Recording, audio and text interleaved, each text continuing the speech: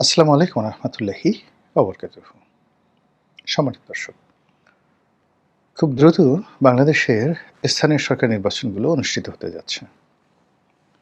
Union পরিষদ নির্বাচন, উপজেলা নির্বাচন, পৌরসভা নির্বাচন এবং এই নির্বাচনগুলো যখন অনুষ্ঠিত হবে তখন সারা বাংলাদেশে রাজনীতির যে লুকায়িত শক্তিগুলো রয়েছে পুরো শক্তিটা বের হয়ে আসবে। আওয়ামী লীগের নির্বাচনে অংশগ্রহণ করবে যে কোনোভাবে হোক এবং স্থানীয় সরকার নির্বাচন আওয়ামী লীগ ছাড়বে না। বিশেষ করে ইউনিয়ন নির্বাচন, এটা আওয়ামী লীগ অংশগ্রহণ করবেই। কিন্তু সেই বিষয়গুলো নিয়ে হয়তো ভিন্ন আলাপ আলোচনা করব। কিন্তু এখন যেটি আলোচনা করব সেটা হলো ঢাকা যে দুটো অংশ, ঢাকা উত্তর সিটি কর্পোরেশন এবং ঢাকা দক্ষিণ সিটি কর্পোরেশন। এই দুটো নির্বাচন খুব সম্ভবত দ্রুত হতে যাচ্ছে। ইতিমধ্যে জামাত দক্ষিণ সিটি কর্পোরেশনে তাদের প্রার্থী ঘোষণা করেছে, এনসিপিও তাদের প্রার্থী ঘোষণা করেছে। অন্যদিকে বিএনপি যাদেরকে প্রশাসক হিসেবে বসিয়েছে, ধরা হচ্ছে বা মনে করা হচ্ছে যে ওনারাই হবেন আগামী দিনে বিএনপির প্রার্থী। তো সেখানে দক্ষিণ সিটিতে সালাম সাহেব আছেন, কিন্তু সালাম সাহেবের এগেনস্টে সেখানে যে জনতার মেয়র ইশরাক, তিনি প্রস্তুতি নিচ্ছেন এবং তিনি তার মন্ত্রিত্ব ছেড়ে কিংবা তার এমপিগিরি ছেড়ে তিনি মেয়র নির্বাচন করবেন, এই ব্যাপারে তিনি অনেক আগেই ঘোষণা দিয়েছেন। কিন্তু দল যদি তাকে মনোনয়ন না দেয়, এক্ষেত্রে পুরনো ঢাকা কেন্দ্রিক তার যে আত্মীয় আছে, স্বজন আছে, ভোটার আছে বা তার যে বিশাল কর্মী বাহিনী আছে, তারা এই বর্তমান যিনি আব্দুল সালাম সাহেব আছেন তার পাশে থাকবেন বলে আমার কাছে মনে হচ্ছে না। অন্যদিকে আরেকটি অংশ, অর্থাৎ ধরুন যে এখন এই যে মির্জা আব্বাস সাহেবের আত্মীয় স্বজন, তো যেহেতু মির্জা আব্বাস একসময় ঢাকার মেয়র ছিলেন, তো এখানে একটা যৌগিক ঘটনা ঘটতে পারে।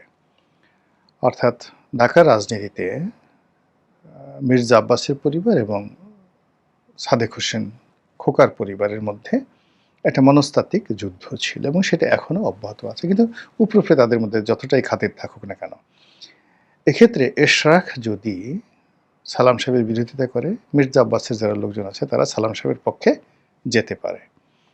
আবার এটাও হয়ে যেতে পারে, সেটা হলো যে ইশরাক সাহেব এবং মির্জা আব্বাস সাহেবের যারা পরিবারের লোকজন আছে তারা একত্রে মোটামুটি সালাম সাহেবকে একটা শিক্ষা দেওয়ার জন্য একটা কাজ করতে পারে এবং যে কাজটি আওয়ামী লীগ জামানাতে মেয়র মহিউদ্দিনকে হারানোর জন্য চট্টগ্রামের যত লোক আছে, যেমন ধরেন ডক্টর আফসারুল আমিন, আব্দুল লতিফ, শামসুল হক, তারপরে শেষে আখতারুজ্জামান বাবু, ওনাদের বিভিন্ন রকম রাজনীতির কারণে তাদের মধ্যে মতদ্বৈততা ছিল।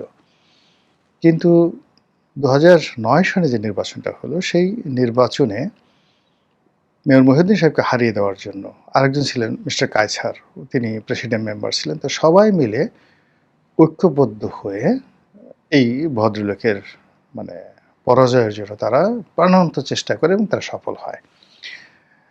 আমি সেই নির্বাচনে একজন কোঅর্ডিনেটর ছিলাম।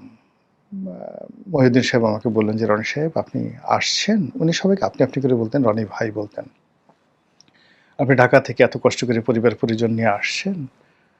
তো তার পাশে একজনকে দেখাইয়ে বললেন, খুব সিনিয়র নেতা ঢাকার, মুখ কালো করে বসে আছে। তো তিনি বললেন যে, "এই সুদানির ফুত এখানে বসে, বসে আমাকে এই কাজ করতেছে।" ওই চট্টগ্রাম আঞ্চলিক ভাষায় যেভাবে বলে।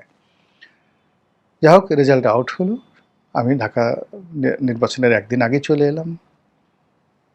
তো ফলাফল যখন ঘোষিত হলো, পরাজিত হলো, সেই লবিতে চট্টগ্রামে যারা এমপি ছিলেন তাদের যে কি খুশি, মনে হয় যেন সেখানে একটা খুশির বন্যা বয়ে গেছে। এই হলো রাজনীতির হিংসা বিদ্বেষ। অন্যদিকে আপাত দৃষ্টিতে যেটা মনে হচ্ছে যে এনসিপি এবং জামাতের মধ্যে যে ঐক্য আছে, সেখানে এনসিপি আসিফ মাহমুদ সজীব ভুঁইয়াকে ঢাকার মেয়র করতে চাচ্ছে। কিন্তু আসলে ঢাকার মেয়র হবে আসিফ মাহমুদ সজীব ভুঁইয়া বা এনসিপির ইভেন হাসনাত বা যারা, যারা সংসদ সদস্য হয়েছে, আমাদের সমাজ এখন এদেরকে কোনো এক্সিকিউটিভ পদে পাবলিক রিপ্রেজেন্টেটিভ হিসেবে তাদেরকে গ্রহণ করবে, এটা এখনো পর্যন্ত আমরা মেনে নিতে পারছি না। যেমন হাসনাত এমপি হয়েছেন, কিন্তু যদি মির্জা ফখরুল ইসলাম মুন্সী যিনি ছিলেন তার বিপরীত, তিনি যদি থাকতেন, হাসনাত কিভাবে হতো সেটা পরের ব্যাপার। আবার নাহিদ সংসদ সদস্য হয়েছে, তো তাকে ইঞ্জিনিয়ারিং করে সেখান থেকে নির্বাচিত করে আনা হয়েছে। সে জনগণের ভোটে হয়নি। এটা এখন বলতে গেলে সবার কাছে ওপেন সিক্রেট। আক্তারের ব্যাপারে তেমন কোনো কথা শুনিনি। সার্জিস প্রাণান্ত চেষ্টা করেছেন, বেশ ভালো ভোট পেয়েছেন, কিন্তু হতে পারেননি।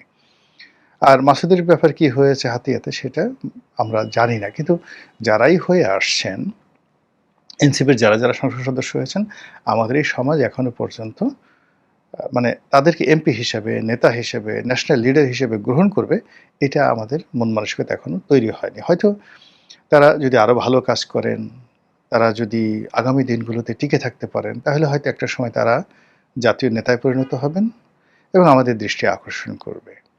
মানে এই হলো আমাদের দেশের লোকজনের প্রচণ্ড একটা কনজারভেটিভ। এই কনজারভেটিভনেসের কারণে কি হচ্ছে, সেই বিএনপি, আওয়ামী লীগ, এর বাইরে আমরা আসলে যেতে পারছি না। আবার একটা এলাকাতে যিনি এমপি হচ্ছেন, এমপির পরে তার ছেলে এমপি হবে, ছেলের পরে তার বউ হবে, তার কন্যা হবে।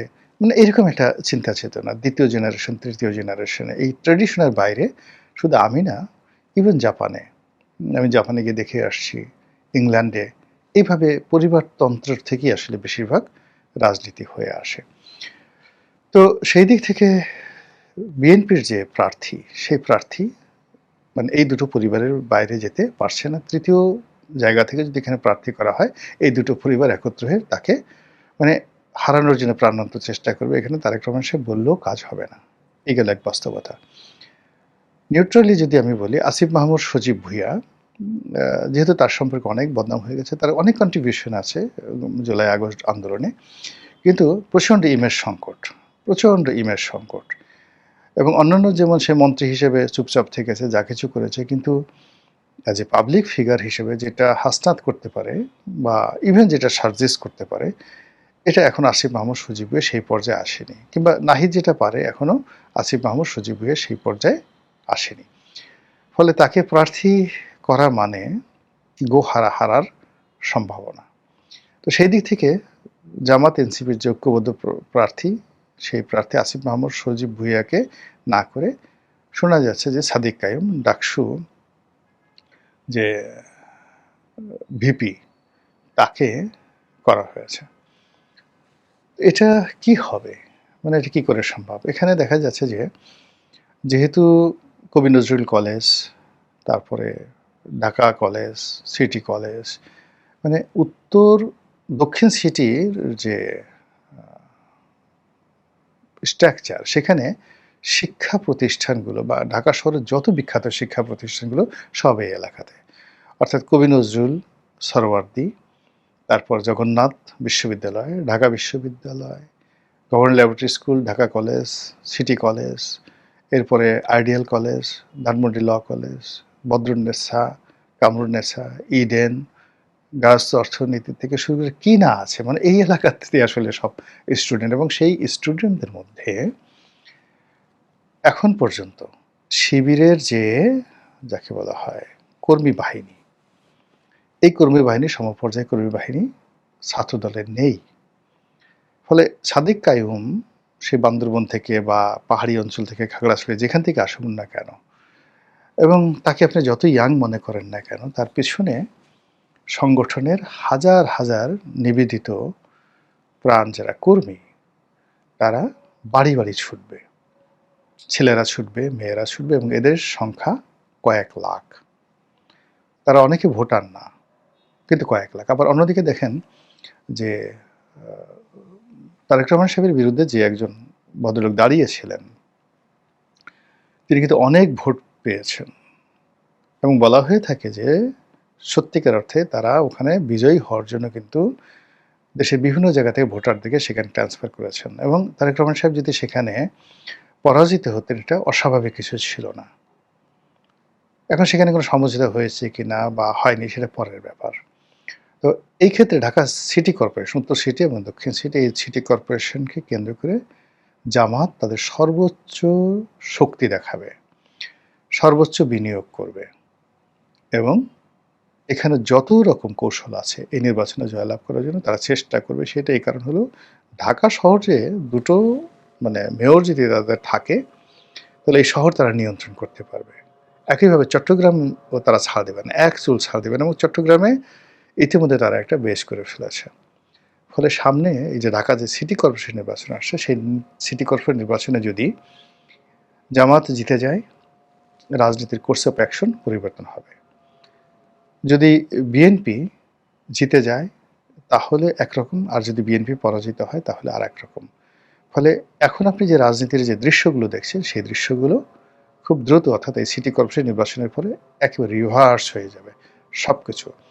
আর এর মধ্যে আওয়ামী লীগের যারা ভোটার রয়েছে সেই আওয়ামী লীগের ভোটাররা এবার খুব মানে ম্যাথমেটিক্স ব্যবহার করে, অঙ্ক ব্যবহার করে তারা প্রাণান্ত চেষ্টা করবে খেলার জন্য এবং সেই খেলাটা হবে বিএনপির সঙ্গে, জামাতের সঙ্গে, এনসিপির সাথে যাতে একটা সম্পর্ক নষ্ট হয়ে যায়, রাজনীতির প্রতিদ্বন্দ্বিতা হয়, রাজনীতির মাঠ ঘোলা হয় এবং সেই ঘোলা পানিতে আওয়ামী লীগ মাছ শিকার করার চেষ্টা করবে। মহান আল্লাহ ভালো জানেন। আমাদের সবাইকে হেদায়েত দান করুন এবং হেফাজত করুন। আসসালামু আলাইকুম ওয়া রাহমাতুল্লাহি ওয়া বারাকাতুহু।